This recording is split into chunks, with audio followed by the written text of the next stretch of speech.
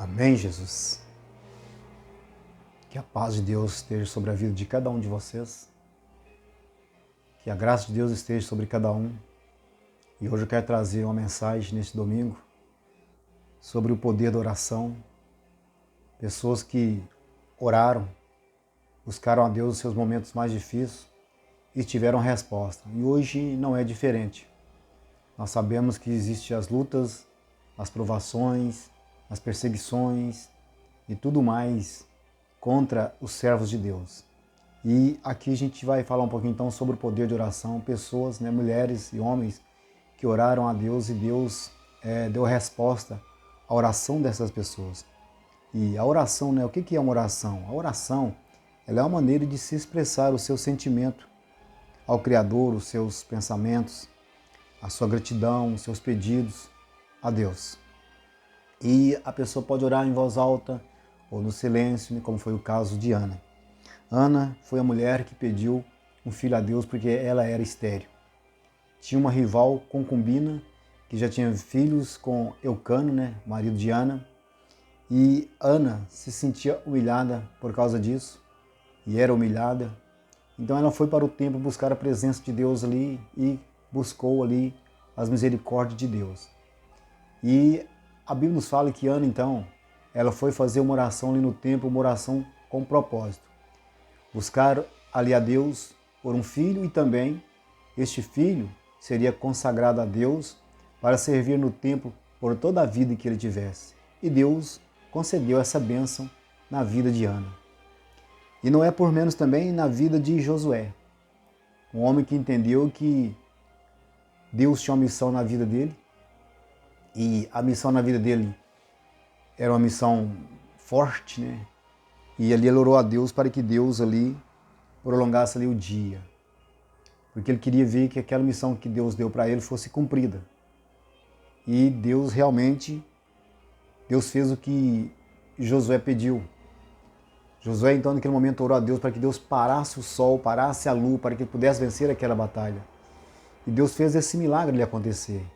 E Josué, então, aconteceu que ele venceu aquela guerra, aquela batalha contra os amalequitas que se colocaram no caminho dele, ou no caminho de Israel. Hoje não é diferente. Nós sabemos que tem amalequitas que estão aí se opondo no caminho dos servos de Deus para não passar. Mas nós sabemos que há uma luta, e essa luta ela é espiritual, é uma peleja, uma batalha espiritual. E sabemos que nós orando ao Senhor, Deus vai conceder a bênção, a vitória na vida de todos aqueles que buscam Ele, como concedeu na vida de Josué. Aleluia. E Deus concedeu a vitória na vida de Josué. A oração, então, meus amados, a oração ela move a mão de Deus.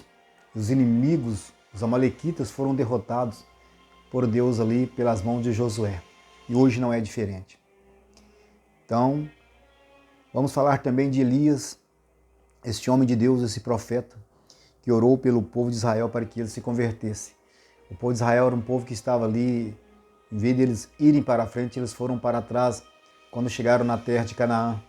Eles começaram ali a buscar a outros deuses.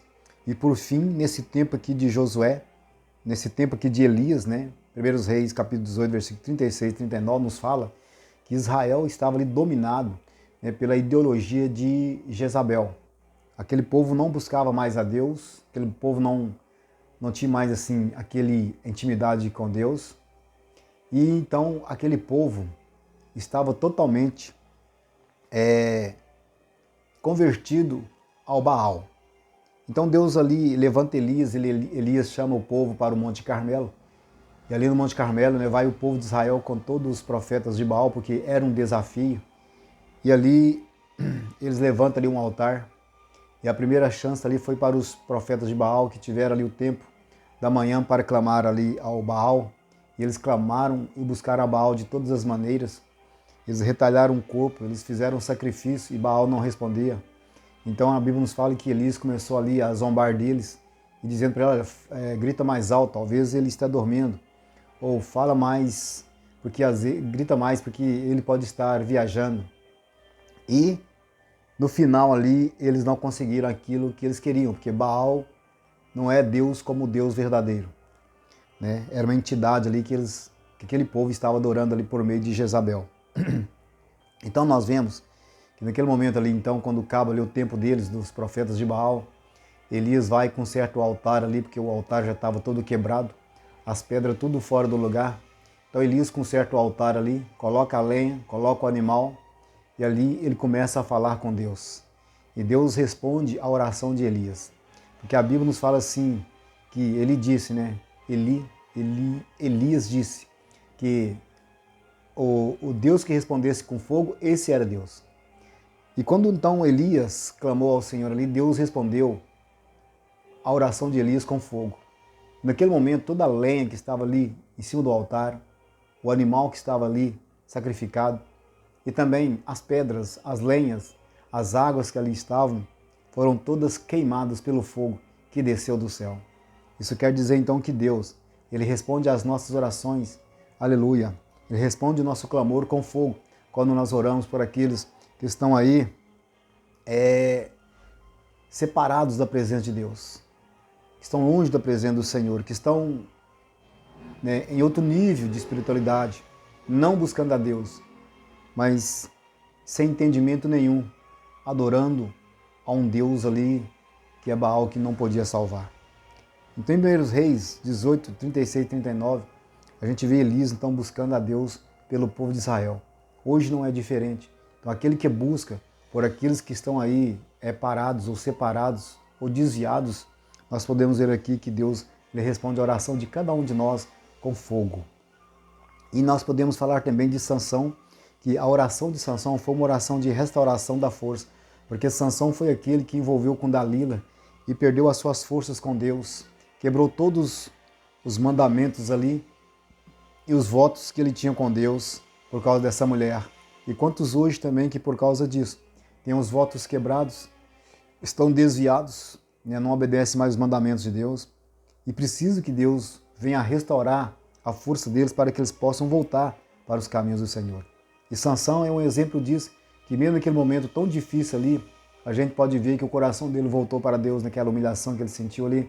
O seu coração voltou para Deus e ele orou para que Deus restaurasse de novo as forças dele, para que ele pudesse vencer ali o inimigo. Então nós sabemos que hoje também não é diferente. Quantos que se encontram na mesma maneira de Sansão, vencido por uma mulher, vencido por algo assim que aconteceu na vida de Sansão, e Deus está aí então para restaurar a força de todos aqueles que querem converter seus corações para aproximar de Deus. E também não podemos deixar de falar de Ezequias, o homem que adoeceu, né? E a sua oração foi uma oração num tempo de crise. Ele dependia de Deus para ser curado daquela doença. E quando Isaías chegou para ele e disse que ele iria morrer, era para ele consertar a casa, né? Colocar a casa em dia, porque ele iria morrer, aquele homem, Ezequias, o rei Ezequias, virou para o canto da parede e orou ao Senhor.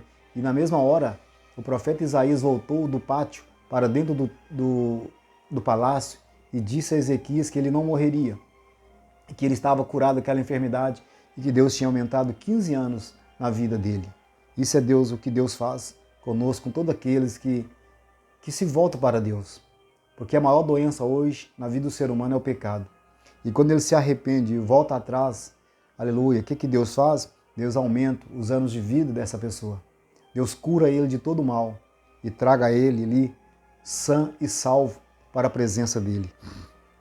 Então, esse tempo de crise de Ezequias foi dessa maneira. Ele voltou seu coração para Deus. E também o Isaías, capítulo 37, versículo 14 e 20, nos fala do próprio profeta Isaías, que orou por libertação e quebra de muralhas, porque vinha contra Israel a Síria, né, uma nação poderosa ali que se tornou ali o império, uma nação mais poderosa do mundo, e vinha contra Israel para escravizar Israel. Na verdade, Israel já estava sendo escravizados pelos assírios.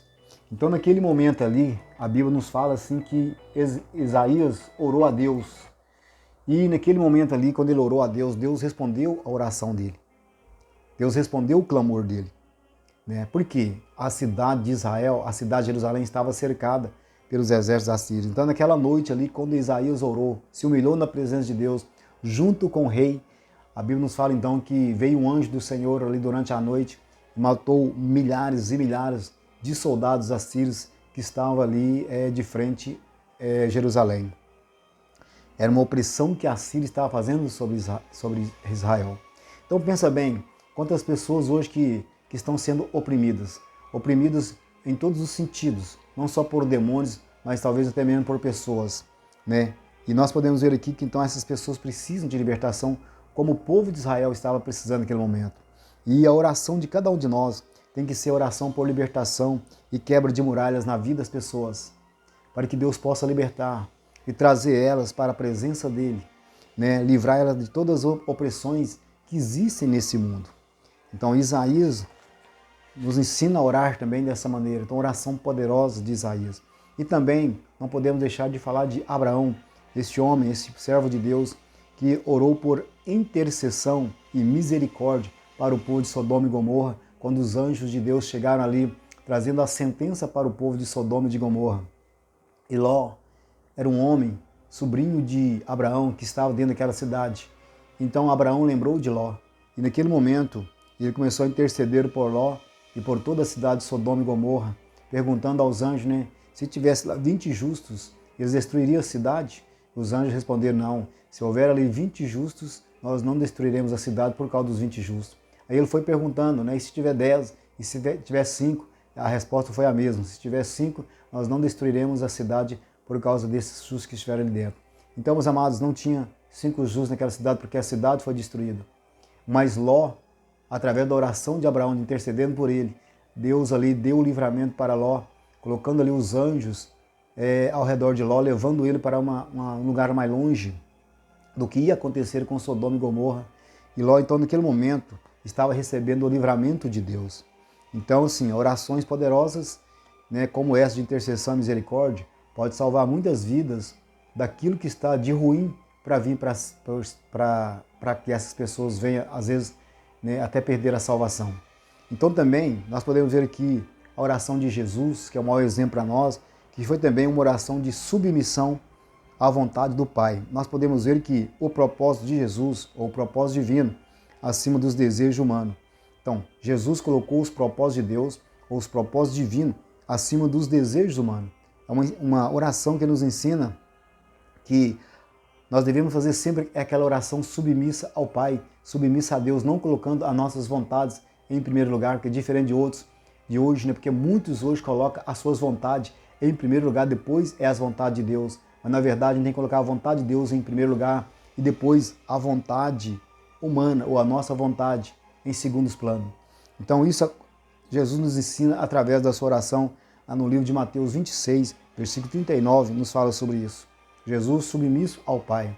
É o exemplo que ele nos dá acerca de orarmos a Deus, como diz ali o Pai Nosso, né, que está escrito lá em, se eu não estiver enganado, Mateus 6, por aí, ou acho que é isso mesmo, Mateus 6, que nos fala: Pai nosso que estás no céu, santificado seja o teu nome, venha a nós, o teu reino, seja feita a tua vontade, assim na terra como no céu. Quer dizer, seja feita a vontade do Pai, assim na terra como no céu. Sempre a vontade de Jesus foi submissa à vontade do Pai. Em Jeremias 33, versículo 3 também, o versículo 3 nos fala: clama a mim, responder-te-ei, anunciar-te-eis coisas grandes e firmes que tu ainda não sabes. Nesse versículo 3, a gente vê assim, o quanto Deus deseja que nós venha a consultar Ele, né, por tudo aquilo que nós venha tomar ali uma posição, que nós devemos consultar a Deus primeiro antes de qualquer coisa, qualquer decisão que nós formos tomar. Por isso que ele fala, clama a mim. E também ele nos mostra bem claro ali que ele está disposto a nos responder.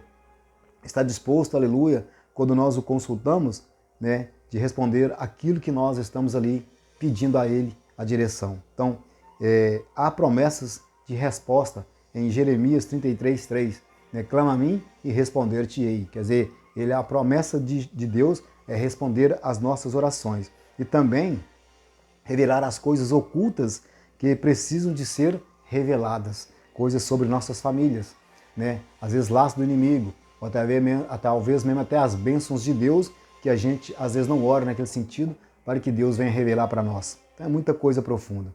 E para os dias de hoje, para os dias atuais, Em Jeremias 33:3, né, nos lembra que Deus ele está acessível.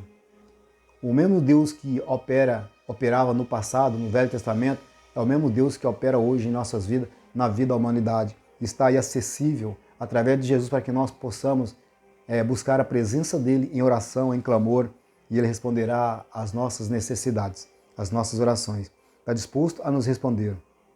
E espera também, né, um convite sincero à oração em meio à correria, ansiedade e incertezas. Então Deus quer um convite, né, sincero das nossas vidas para com Ele. Aleluia. Porque essa vida aqui ela é uma correria, é cheia de ansiedade, cheia de incerteza. Mas o que está falando conosco é o seguinte, Ele quer que nós o convidamos ou que nós sejamos sinceros à oração em meio à correria, à ansiedade e às incertezas. Não deixar nunca ser maior esse tipo de coisa em nossas vidas, mas que nós sempre vamos ter ali o nosso tempo de buscar a presença de Deus com sinceridade, né? Aleluia, buscando a presença dele. E no versículo 3 também nos fala, né? Nos encoraja a buscar Deus em oração, não como um ritual, como muitos fazem hoje, né? Um ritual aí, uma coisa, né, estranha. Não como um ritual vazio, mas confiante, né? Confiar em Deus. Não buscar Ele em dúvida ou com amuletos, como muitos fazem hoje, mas buscar com fé e confiança nas promessas dele, que ele vai cumprir em nossas vidas. Então, esperar as respostas que virão em forma de paz interior e também direção e decisão e abertura de portas para nossas vidas. Então, essa é a busca do ser humano, né, com sinceridade diante de Deus. E também reconhecer que Deus tem planos maiores para nossas vidas. Então, coisas que ainda não enxergamos, é o que Deus tem para nossas vidas ainda. Deus tem coisas ali que nós às vezes nem pensamos e Deus tem para nossas vidas, que não foi nem revelado aos nossos corações, mas Deus tem para nós e está pronto para revelar para nossas vidas, amém? E também ali restaurar, né? A restauração onde parece não haver. Então Deus, Ele quer restaurar a nossa família, a sua vida conjugal, restaurar os seus filhos na presença dEle. Então Deus tem coisa tremenda. E o significado de tudo isso é não agir por impulso. Porque tem pessoas, muitas vezes, ele não quer parar para orar, ele não quer buscar a Deus, né, para enfrentar esse tipo de problemas. E há tantos problemas na vida do ser humano, como problemas familiares, problemas financeiros, problemas emocionais, né? Então Deus está lembrando nós, para nós buscar Ele, né? Como diz aquele versículo que nos fala, buscai o Senhor enquanto se pode achar, invocai-o enquanto está perto. Então, Ele está nos lembrando, né? Lembra você, ó, mesmo sem vir a solução imediata, Deus está agindo além das nossas compreensão. Não é buscar uma coisa ali e às vezes você pensa, não, vai ser agora que Deus vai fazer isso aqui por mim. Não, tem coisa que Deus às vezes não faz naquele momento, como está dizendo, mesmo sem vir a solução imediata, né? Tem pessoas que buscam a Deus em oração instantaneamente. Então Deus, Ele não quer que nós busquemos dessa maneira. Deus quer que nós buscamos com fé, confiante que aquilo vai acontecer em nossas vidas. Então Deus está agindo além da nossa compreensão. Então às vezes tem momento que você ora que acha que Deus não está agindo naquele propósito que você está buscando, mas Deus está trabalhando sim em seu favor, em favor das nossas vidas.